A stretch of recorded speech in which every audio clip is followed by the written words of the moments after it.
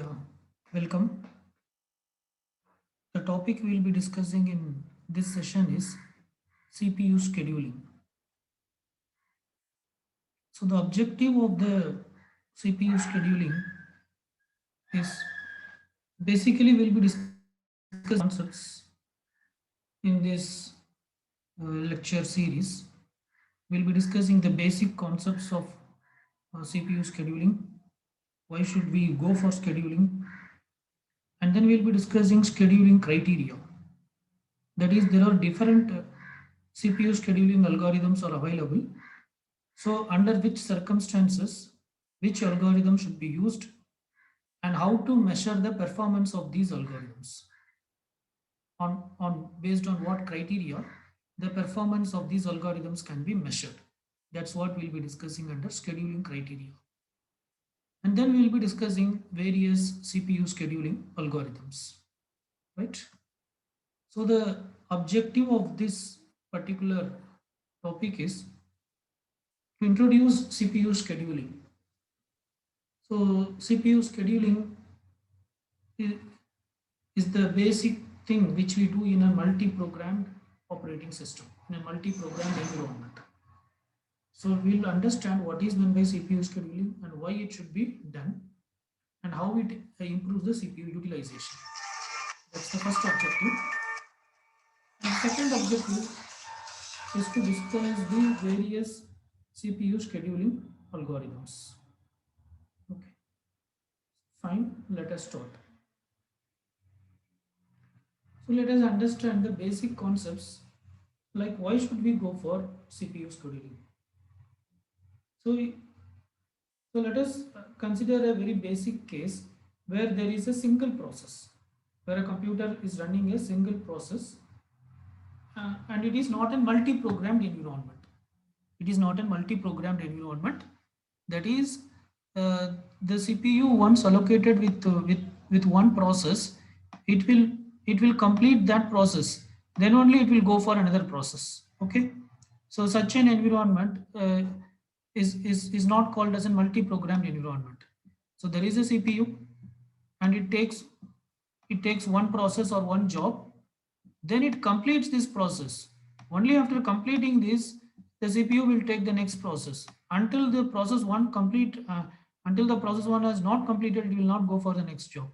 For example, if process one is waiting for any IO operation, then CPU also will wait in that case. Okay, CPU also will wait.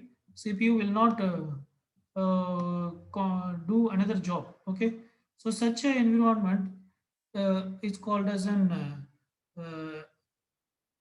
single programming environment, or which is not a multi-programmed environment. So what is the drawback of this environment? The drawback of this particular case is CPU is not being utilized effectively because the process is performing an IO operation. So at that time CPU is also waiting. So it means that you are underutilizing the CPU. So rather what can be done in the sense, if there are multiple processes, you can keep all those multiple processes queue, in a queue. And when any process is doing an IO operation, then some other process from the queue can be brought in and CPU can execute that. Okay. So by that, what happens in the sense, the utilization of the CPU increases. Okay. So basically this is the core purpose of CPU scheduling, because any process if you take, it includes both CPU related tasks and also it includes IO related tasks. Okay. But but when the process is performing an IO operation, then the CPU is not being used. Then during that time, some other process can be executed. So that concept is called as multi-programming.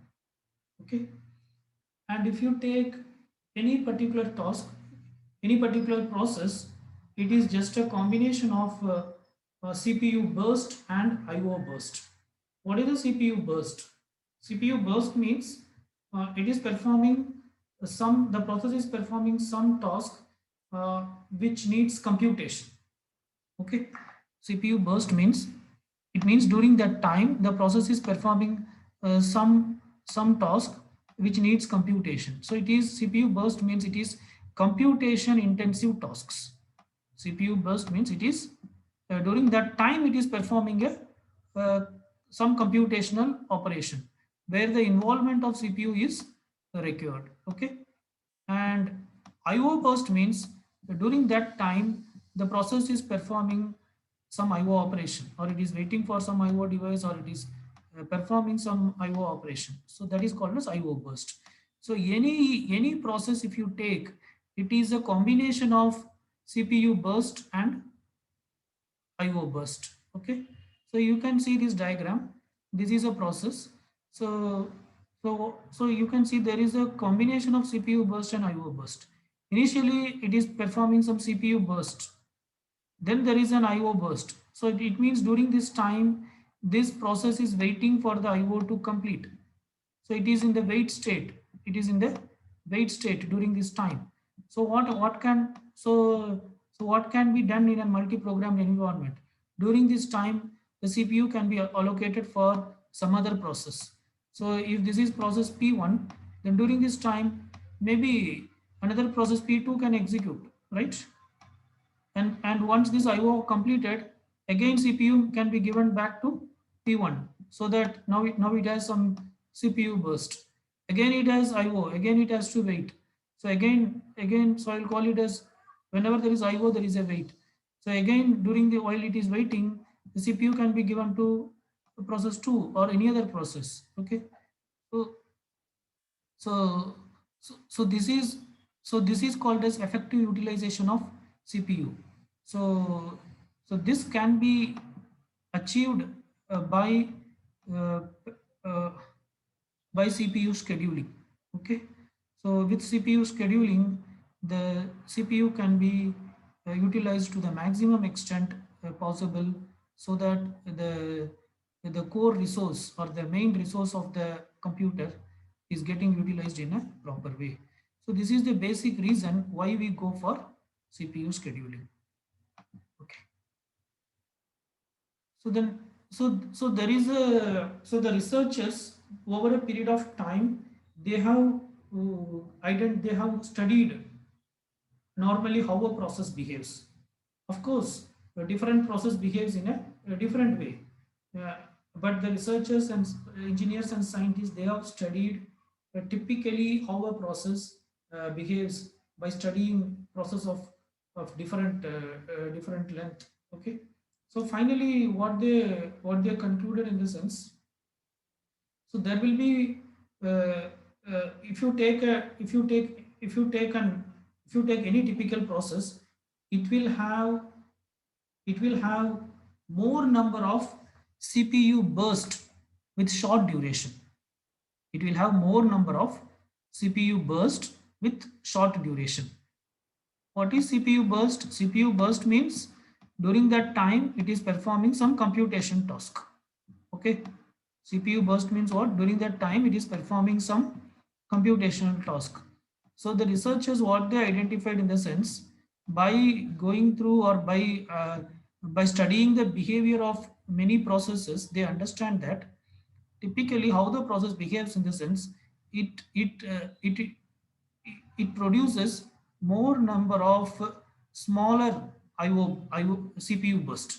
It produces more number of smaller CPU burst. Okay, so small CPU burst in the sense, it is, as we have already discussed, it is the compute. So it is a computational intensive work. Okay, so there will be more number of small CPU burst of small duration. Okay, there will be more number of CPU burst of small duration. There will be more number of CPU burst of small duration or shorter duration.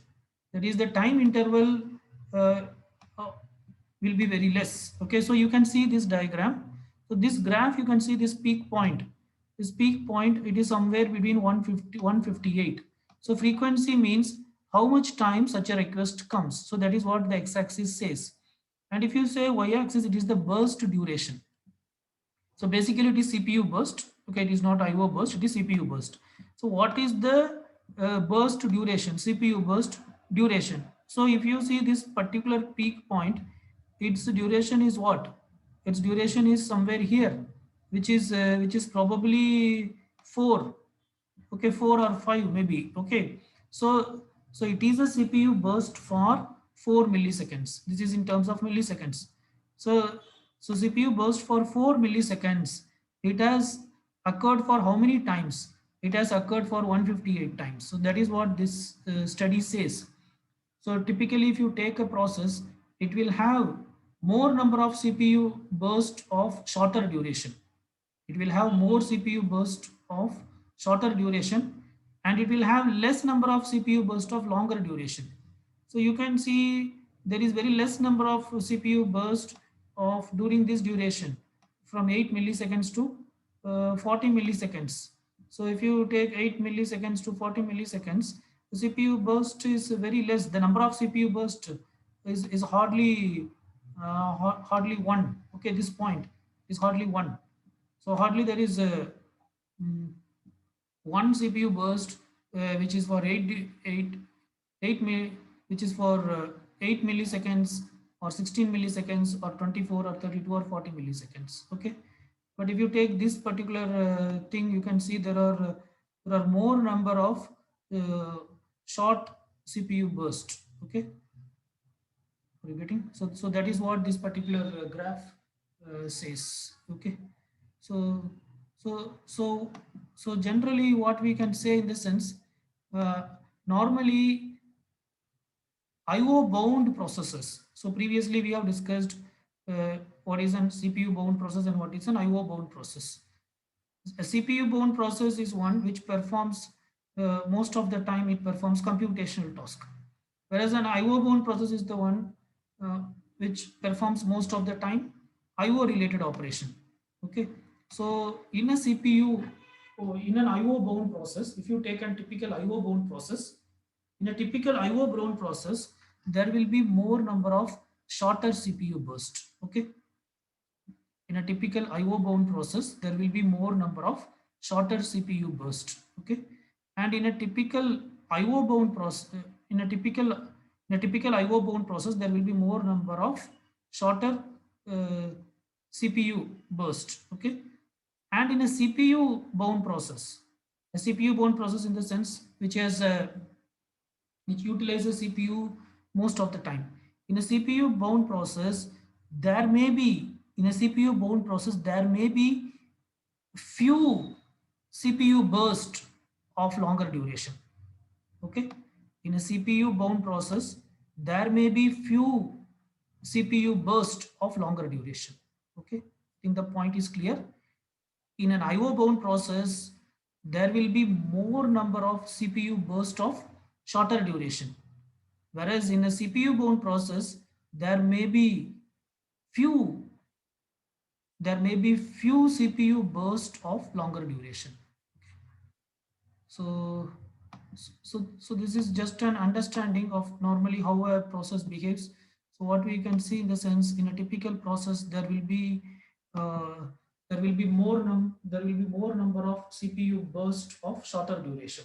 Okay, and there will be very less number of CPU burst of longer duration. That's what the graph says. Okay.